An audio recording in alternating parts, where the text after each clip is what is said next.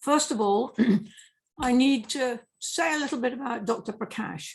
As you may know, Dr. Prakash has recently retired from his official post with the NHS as head of the Vulture Project in India. He was the starting point for all that we have done over the last 2 decades. He raised the alarm that vultures were declining at a terrifying rate. He organized the first and somewhat contentious conferences to tackle the problem. He stood his ground when others either did not believe him or felt he was wrong. He took on the task, firstly, working with scientists from ZSL to identify the cause of the decline. He moved to Pinjore and started the original center looking for the cause, which was then, once it was found by Lindsay Oakes from the Peregrine Fund, then was changed to the first conservation breeding center in South Asia. With little hands-on original experience, he succeeded in becoming the first person in the world to breed long-billed vultures and slender-billed vultures. He and his wonderful wife, Nikita, learned incubation techniques, rearing techniques, dealing with vets and veterinary problems, and succeeded not only in breeding all 3 of the critically endangered species of gyps vultures, but also went on to breed second-generation birds, proving that the project could work and be self-sustaining long-term. He ran countrywide surveys to monitor the numbers. He dealt with the press, with government, both local and central, and managed to keep his head above water in some very difficult times. He hosted incubation courses not only for Indian staff, but also from Nepal and Pakistan. He also hosted numerous foreigners, such as myself, dealing with their needs, likes, and dislikes, making sure they were safe and listening to advice, some of which I'm sure was not that welcome. He trained up a number of excellent staff who will try to take his place, but they're very big boots to fill. He has led a conservation project second to none, which will still be ongoing for at least another decade before it's successfully near conclusion.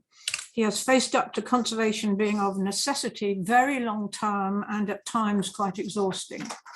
In October 2021, he was awarded the highly prestigious Prani Mitra Award presentation by the Indian Federal Forest Minister. In December 22, he was awarded the Sanctuary Nature Conservation Lifetime Wildlife Service Award. He is a very special man who has dedicated a significant part of his life to vulture conservation, and I have been honored to work with him over these last 2 decades. Of course, if he really does retire, I'll be amazed, which is good because I intend to make sure that he remains an important part of SAVE in the future. Thank you, Vibhu.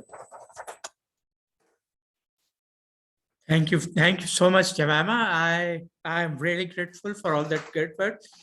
And all I could do, because I had a very good support from the SAVE partnership and within BNHS. So it's all a teamwork, and a team has succeeded. So yeah, I was there, I was face of it, and I take all the credits. But I know that I always had a very good team to support, and the breeding program was successful only because of Jemima, and I took all her advice. Although I never told her that I am doing whatever she had told me, but that was the reason I succeeded. Anyway, thank you all for the great support, and rest assured, I will never retire. I will keep working on vultures and raptors forever till I die. And I just want to say it was another wonderful SAVE meeting, and I have been attending SAVE right from 2011, and so much have been achieved by all the member countries, and but the big credit goes to Nepal. They have pioneered the vulture conservation efforts in every way, in ex situ conservation, in situ conservation, and they could achieve almost the impossible of making meloxicam the most popular NSAID in Nepal. I mean, 93%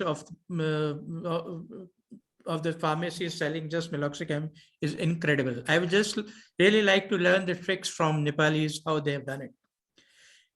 They have also done the reintroduction of captive bred birds, and of course they have tagged a lot of wild birds. And the very important thing is the captive bred birds have bred and they are raising nestlings. And I'm sure those nestlings which have been raised by these captive bred birds will be truly wild, and they will form a good vulture population in Nepal. Well,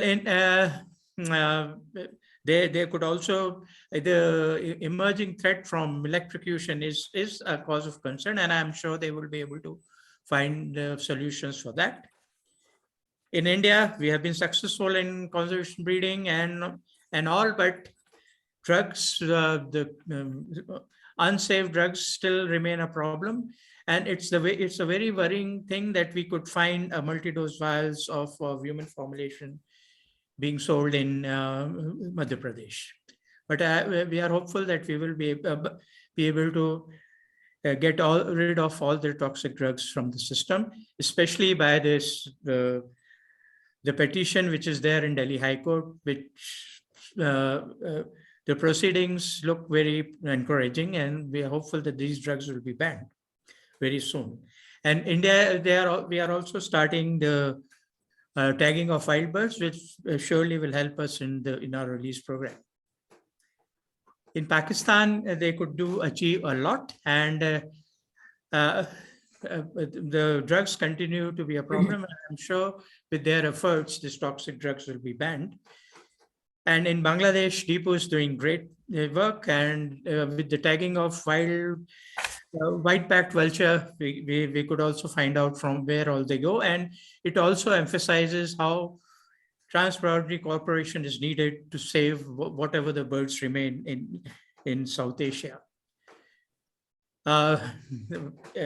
Myanmar, also they are the late entrants in vulture conservation. They are now collecting all the baseline information on vulture populations, and although they have found out that diclofenac is still used quite a lot, but good thing is they know that now the drug is used and they can work on it and get it banned, which will also help the vulture conservation.